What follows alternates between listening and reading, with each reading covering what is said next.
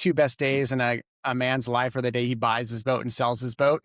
And that's really, he gets all excited. He spends all this money on a boat and then he doesn't use it very much, right? And the expenses start going up and up and the usage starts going down and down and it becomes like a nightmare. And then he finally, when he sells his boat, he's like, what a relief, because it wasn't the experience that he expected or she expected. Yeah. And so by creating a small group of partners, you can reduce your expense significantly, use it the same amount you're going to use it anyway, and have that experience for a fraction of the cost. And so that's what Sail Time does.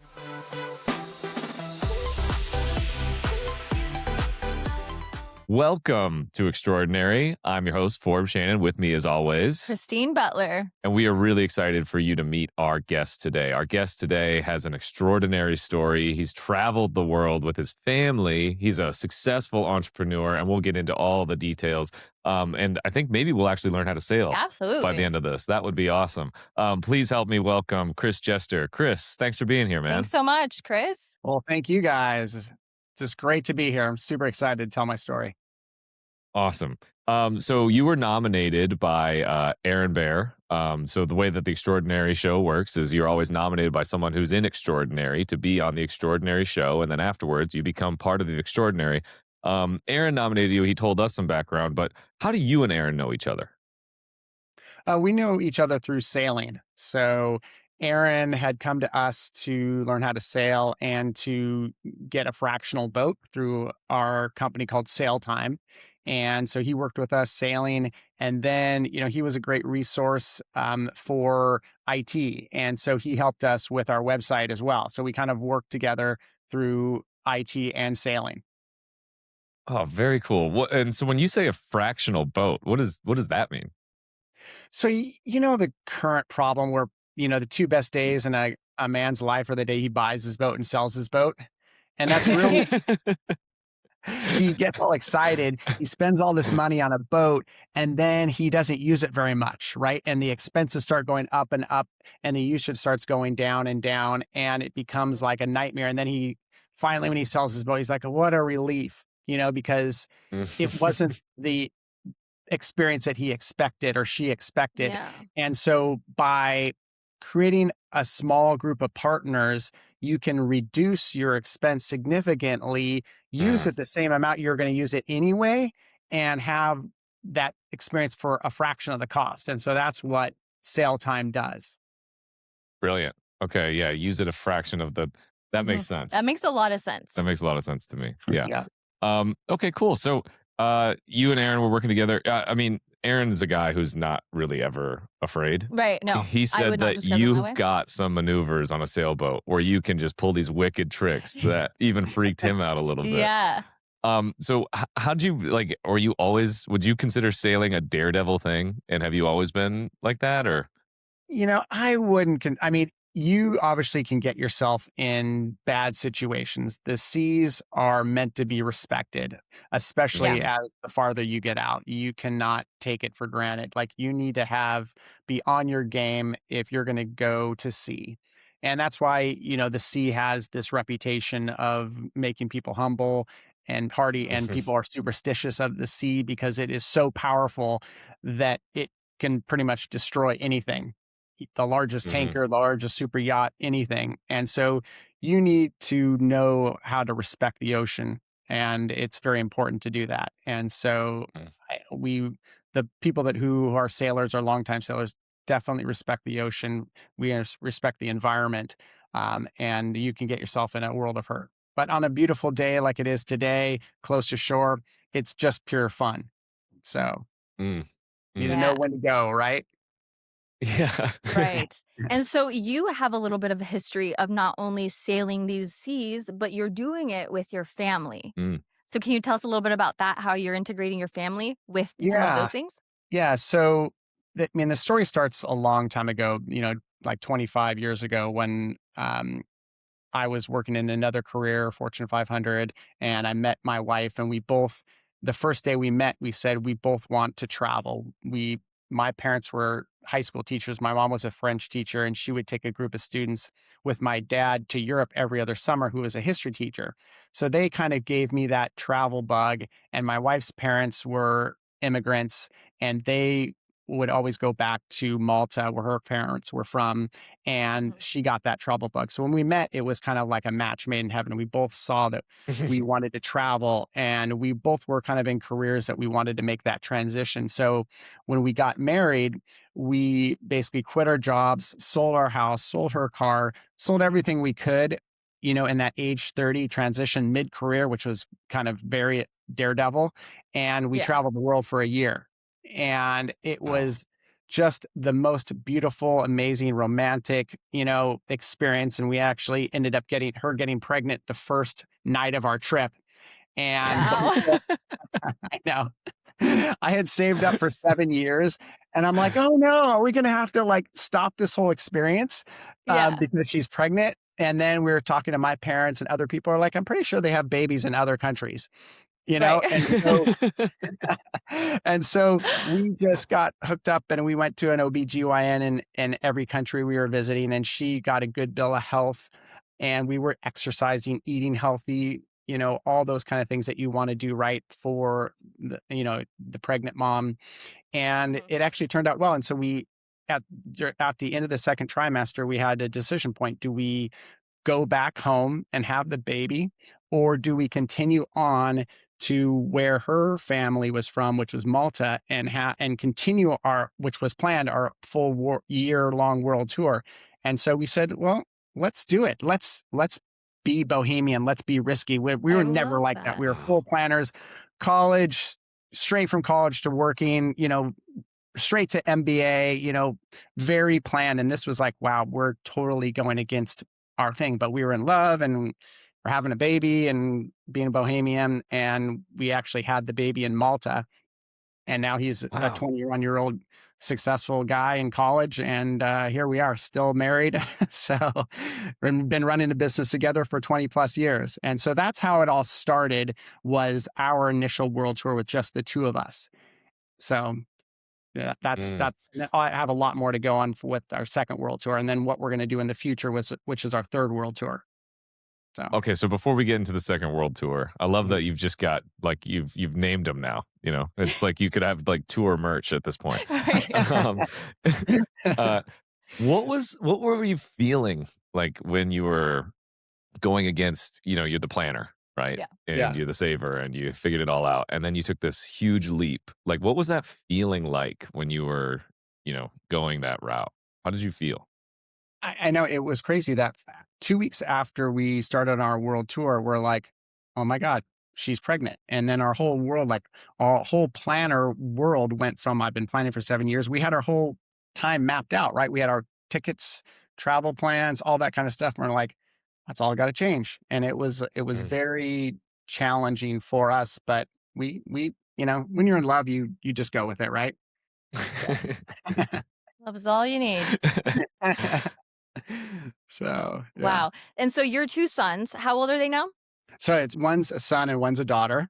Okay. They are 21 and 18. Okay. And are they sailors? They're sailors, but I mean, they're athletes as well. So yeah, Okay. Oh, yeah, cool. Okay. And so how old were your children when you went on this second tour? Mm. yeah. The second world tour was 8 and 11. 8 and Wow. 11. 8 and Wow. 11. So that's what we started. We got into the marine industry, and we started talking to you know other fellow sailors that have done, sailing around the world. And we said, what's the best age to travel with kids?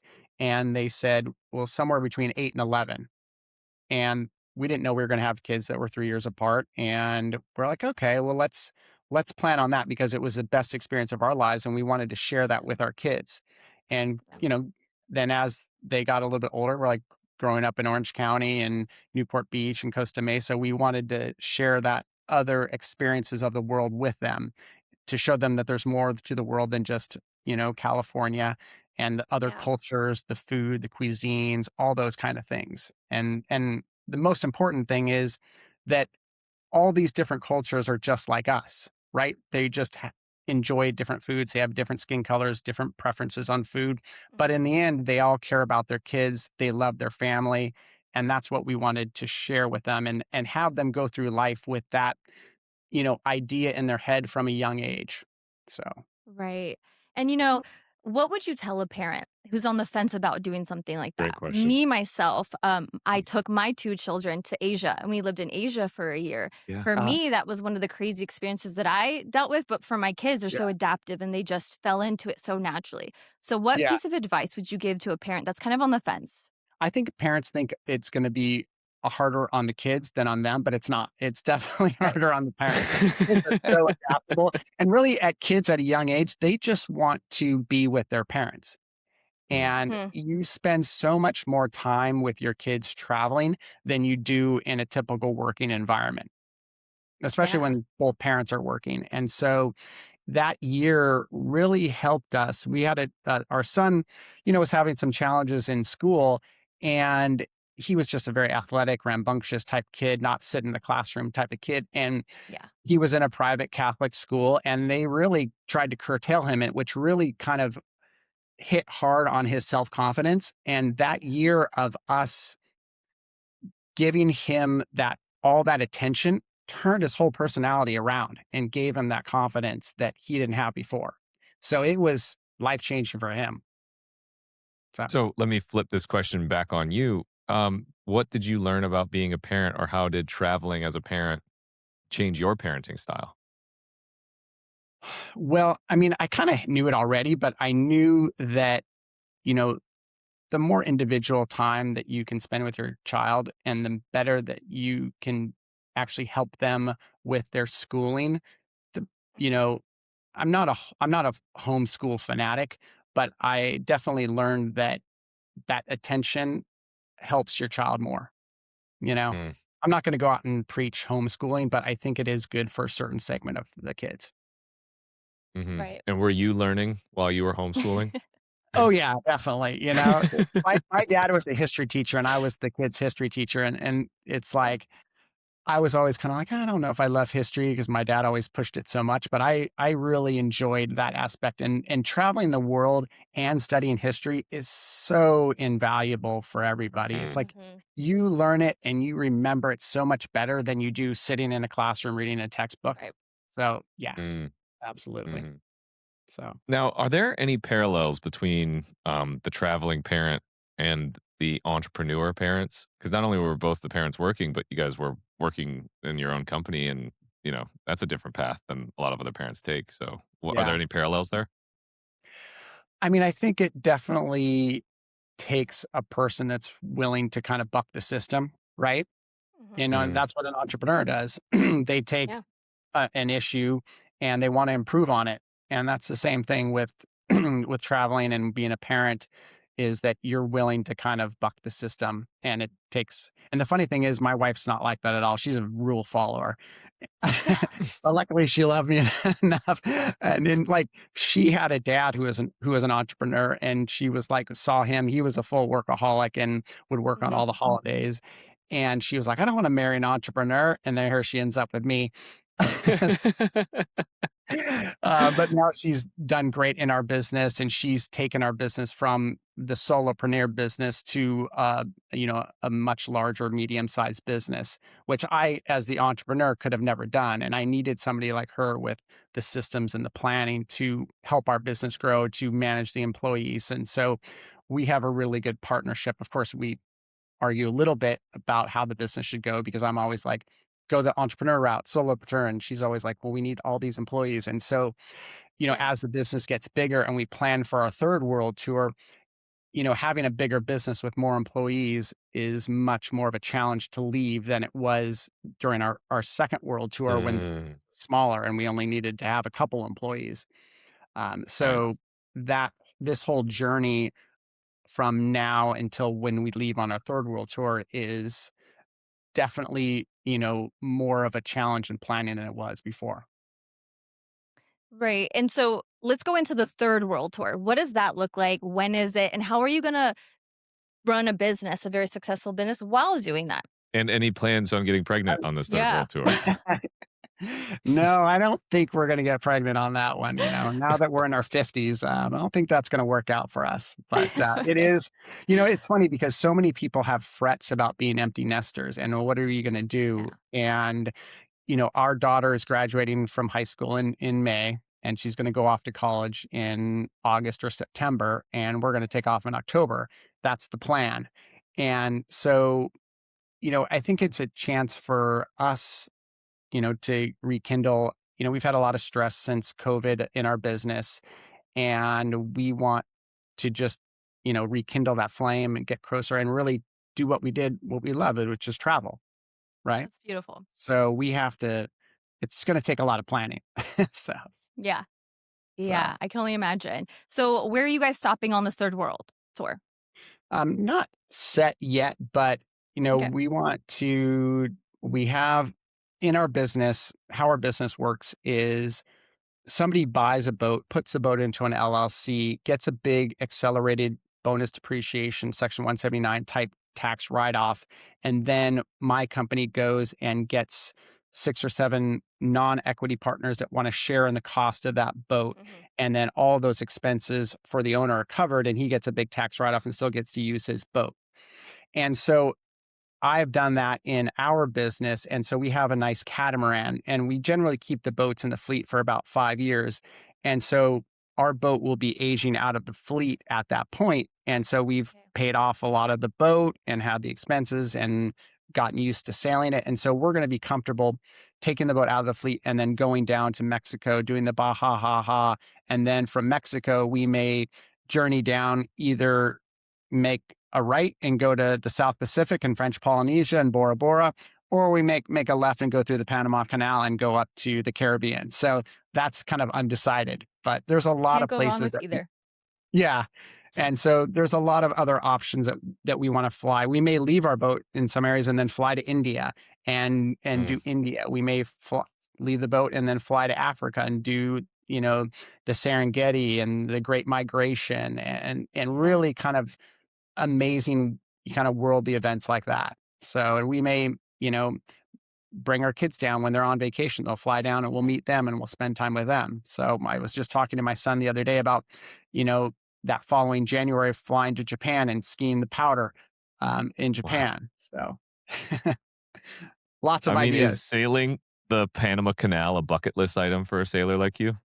Or have you already checked it off? Or You know, I it's you kind of have to rush the Panama Canal because there's a certain speed limit you have to attend to, and you can't just kind of hang out and like you can on a beautiful deserted island in French Polynesia or the Caribbean. So that I think is more just like going through it versus getting to the actual destination. So Mm, yeah. Yeah. mm. Yeah. And how many boats are in your fleet? We have 26 of the bigger boats, 30 to 50 feet. And then we have 10 small electric boats in a separate business unit called Pacific Electric Boat Rentals.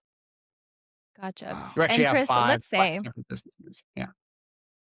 let's say that I'm interested in buying a boat or renting a boat or just spending more time with my family on a boat. Mm, And I Yeah. come to you, Chris. What are some Yeah. options that you would give me? mm, Yeah. So it's funny. Most people come to us because they either want to learn how to boat or learn how to sail, or they have this dilemma like, Hmm. I'm thinking about buying a boat and I look at the cost of the slip, the insurance, and the maintenance, and I can't justify it because Yeah. I'm not going to use it that much. And so the best place to start and what most people kind of have tagged as a try before you buy is called Hmm. sail time or power time. And that's where Okay. you come in and you lease a really nice, new, well maintained boat for less than the cost of the slip. So even if somebody gave you a free boat and say, here, take my boat, I don't want it, I'm sick of it, take my boat, you can have it. It would still cost you a lot more to have that free boat because sail time is it's like half the cost of the slip fee alone Yeah. here in mhm, Newport Beach. mm, And so mhm. Okay. with sail time, you get at least 4 days a month of access to the boat. And we take care of all the maintenance and the cleaning and the insurance and all that kind of stuff. And it's all set up for you. You basically Yes. just come to us. We teach you how to sail. We stick with you practicing docking, which is for most people is the most stressful amount until you get comfortable. And then you're out on your own. Right. Hey, Forbes, you want to go get a boat with me? Yeah. That sounds pretty easy. Especially if I'm not doing the maintenance. Yeah. Yeah. Yeah. Yeah. That's So, incredible. So what kind of like demographic do you see mostly coming in? Is it a lot of Hmm. families? Is it a lot of like single guys? Like who do you see mostly like coming to your business? I mean, it's people that like love the water. You know, maybe Hmm. they were out boating when they were a kid with their parents, and now they've been Yeah. working hard for a long time, raising a family, and now they're like, God, I've spent this so much of my life working hard, and now I need to do something with my money. You know, they've been kind of Yeah. just focusing on their career without focusing on themselves. And we have a lot of those type of people. So a little bit Yeah. older, not super young, you know, middle age, you know, and they just like, gosh, I want to do something that's special with my friends and spouse now. Hmm. Mm, It's like, it's mhm. like a lot of people are getting a wake up call. Like, there's so many people getting cancer now. It's like, you need to do something before it's too late. And this is a Mhm. Yeah. way to de-stress, be in a healthy environment, learn a new sport, all at Mhm. the same time. Right. And I do think it's a trending subject, right? You see a lot of people on social media who give up everything, they sell everything, and they get a boat and they sail. Mm, It's Yeah. trending. And I do think that COVID is a huge factor in that. You know, people are done working 9 to 5s. Where's your purpose, right? Is what people are questioning. yeah, Yeah. Um, that's a good interest because you did bring that up. What was like COVID like for sale time? You know, COVID was crazy. It was like all of a sudden completely shut down, you know, first 2 months down like 90%, and then it came roaring back like so Mhm. strong, like we couldn't even handle it. It Yeah. was the most unprecedented demand that we've ever seen in the 20 years that I've been in the industry, and it was, you know, but it really pushed, you know, the resources to the limit. And Mm, so it was that late 2020, 21, 22 was just Mhm. such strong demand. But now it's funny because the demand has ebbed because people have all gone back to work. And so it's very interesting to see the ebb and the flow of the industry. So well, you know, what's curious to me is how I think a lot of people like you're explaining, they'll say like, "Okay, I've worked so hard, now I need to go do something," right? And a mhm, lot of people will just go say, "I'm going to go travel the world." Or mhm, I'll get a boat, and you do both. So, like, you know, do you mhm. say, "Hey, if I can't help you with a boat, I can help tell you where to go?" You know? Like, and what is that that you see in these people where they just you can tell that they want something more? Like, Mhm. what does that look like?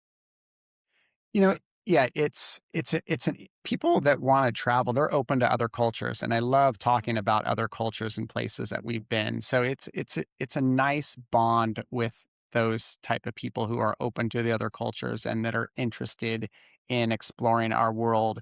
And so it definitely makes it easy to communicate with those type of people who have that interest. And so, yes, you know, the funny thing is it's like they're gonna help me just as much as I'm helping them, right? Mm, Because everybody's been to That's a different great places. way. You can't possibly go to everywhere in the world. It's so everybody has a different, you know, place that they know. So, Yeah. And I imagine that a lot of people who come to you don't know how to sail yet. mm, mhm, mhm. yeah, So somebody like me, I have no idea how to sail, mhm, but I come to you. I want a yeah. boat, but I don't quite know how to sail. Do you offer the option of teaching them as well? Oh, absolutely. So Okay. we have a sister company called the Newport Beach Sailing School, Okay. newportbeachsail.com. And we can take you through beginning through advanced lessons. So even if you didn't want to buy a boat or join sail time, you could still just come to us and learn how to sail. Like a lot of Okay. people So who go ahead. so I can just come to you if I want to learn how to sail with my Yes. family. Yeah, Okay. Newport Beach Sailing School would provide that service. And so, say you had this inkling, you're like, I just want to take a family vacation and go to Greece or Croatia, rent a cool catamaran for a week and sail around the islands, the Dalmatian coast, and visit Dubrovnik and all those kind of other places like Split on the Croatian coast. You can come in and you can get all the necessary certifications from us to do that. Wow. But the one Unrelated. is that you need to also get that's kind of like your diploma, right? But you also need Okay. work experience. Just because you went through and you got your diploma, like you got your college, doesn't mean you have great work experience. So you Mm. still need to practice sailing. And that's where sail time comes in and gives you a lot of days for a fixed amount of money, not that much money. So, yeah. Right. And it could be life or death, right? During some of those times on a boat, right? So you really do need that experience before you're just Yeah, yeah, yeah. and in Europe and Croatia and Greece and the Med, Italy, they're probably not going to rent you a boat unless you have some experience because they know, yeah, you could wreck their boat. In a summertime environment close to shore, it's probably not life and death. Yeah. But if the storm came up, yes, bad things could happen. So Now, unrelated to Christine's question, do you like check their driving record before you take them on? no, no. Okay, that's funny. All right, Chris. Well, is there anything else that you're wanting to explore Mm. outside of sailing? I mean, I mean, besides the travel as well. Skydiving. I mean, like, you seem like a pretty extreme guy. What else is out there for Yeah, Maybe I he's you? already definitely done I it. mean, Yeah. I definitely love mountain biking and catching Okay. air in the mountains. I love that kind of take the chairlift up and, use gravity to get you down over the jumps and berms and stuff like that. And of course, I love, being in the mountains for skiing. So it's like I love the ocean, but I also love the mountains as well. And I love the extreme skiing, especially with my kids. And that's really fun. So one of my dreams is to go helicopter skiing. I haven't done it. I've gone cat skiing, but I haven't gone helicopter skiing. So that's a big dream of mine. So that would be fun. Forbes, I think we got our next thing that we're I am doing. not going helicopter skiing. Chris, what do you have a secret? Like, what keeps you so young? I don't know. Am I young? So, Oh, I would yeah. You're definitely, jumping out of helicopters. Yeah. yeah, yeah. Maybe that's what I mean, keeps them it would young. definitely, I mean, obviously you have to eat healthy, you have to Yeah. exercise, I mean, definitely exercising on like 5 days a week is, I think, probably one of the most important things to staying young and healthy and having that vibrance. Yeah. Yeah.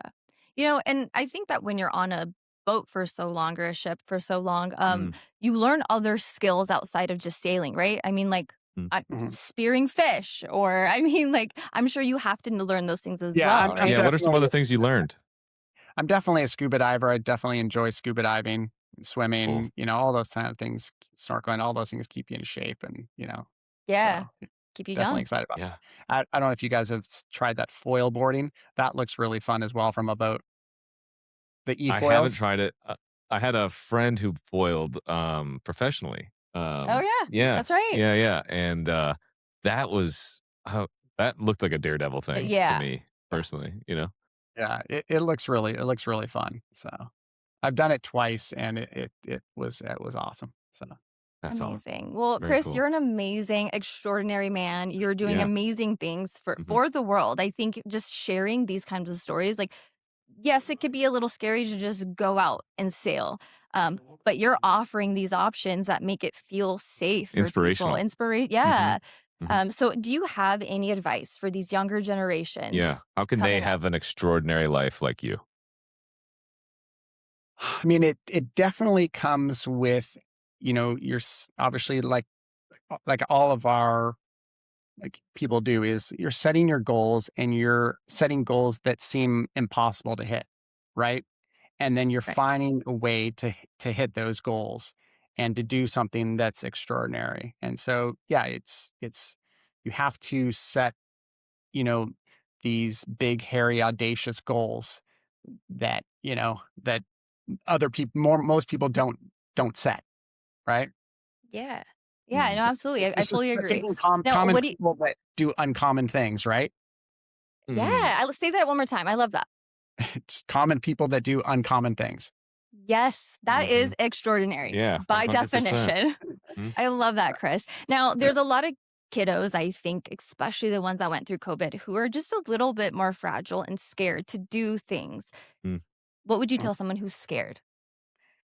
Well, I mean, just because some crazy person that works for Red Bull does something crazy doesn't mean that you have to follow what they do, right?